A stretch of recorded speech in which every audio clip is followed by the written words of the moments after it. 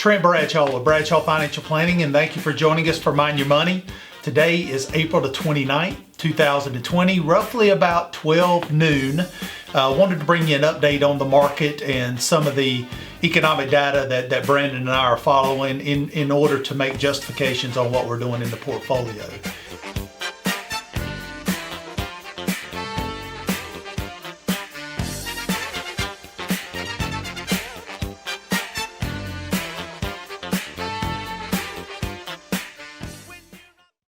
So let's jump right into the charts. The first chart you're going to see today is the S&P 500 index. Kind of wanted to give you an idea what earnings are basically falling at this point.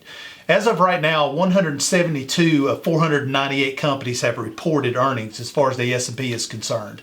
When you look at the overall sales growth year over year, we're up about 1.89% as far as the sales growth, but the key is the earnings growth. If you look at the earnings growth, it's down 15.33% on the companies that have reported so far.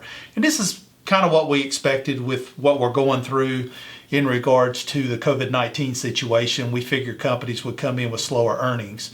But the second quarter is going to be key, and that's probably going to be much lower than what you're seeing right now. But we'll continue to bring you updates. But this is one data point that Brandon and I are using to remain a little bit cautious.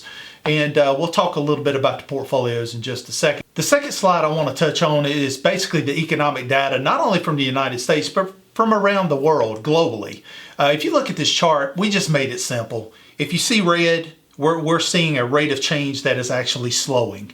And that's a negative in regards to economic data. You see the greens, that's positive, but as you can see, by far, the red is outweighing the green on this particular chart. So again, economic data, the underlying data is looking negative at this point. We continue to see this deteriorating going through the second quarter through the June to July timeframe.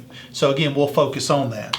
Then the next slide we want to touch on, this morning, the GDP annualized year over year for the first quarter was reported. It came in at negative 4.8%. Expectations were around negative 4% year over year. And what that means is that the overall global economy for the U.S. or the domestic economy for the U.S. is contracting year over year. So we actually contracted by 4.8%. Now, what's ahead for the second quarter? Well, several analysts out there are calling from anywhere from a negative 30% to a negative 40% year over year change, again related to the COVID-19 situation that we're going through.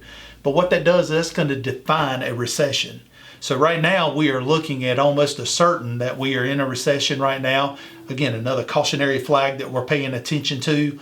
But 30 to 40% slide in the second quarter, that is extremely drastic. The last time that we saw anything near that was the Great Depression. So it's definitely something we've got to focus on. Now, does this mean we're negative on the overall stock market and the market as a whole? Not necessarily, because what's happened, Congress and the Federal Reserve have come out and they have thrown in a ton of money as far as liquidity into the system. They've even gone as far as buying junk bonds.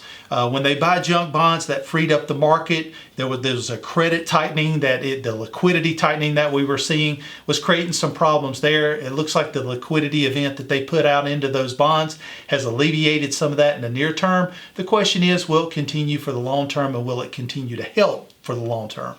But we don't want to fight the Fed. We also want to pay attention to the underlying fundamentals. So I think the best way that we can approach this is kind of walk the fence between being all in and being cautious. So when you look at the portfolios, we are in the market right now, but we're running with some hedges inside the portfolio. So we're protecting a little bit on the downside. But ultimately, we do have net long exposure to the market. So we do feel that we've got some positive things potentially coming. It may take a while. And don't forget, toward the end of the year, we've got a presidential election, which is going to throw some additional uncertainty into the market, which we'll stay on top of. We'll remain nimble and make changes to the portfolio when and if we see the need. All right, I appreciate you joining us. This is Trent Bradshaw with Bradshaw Financial Planning, and Mind Your Money. Hope you have a wonderful week. Don't forget to join us on YouTube for updates, and then also join us on social media so we can bring you additional content throughout the week. Hope you have a wonderful week. Look forward to speaking with you soon.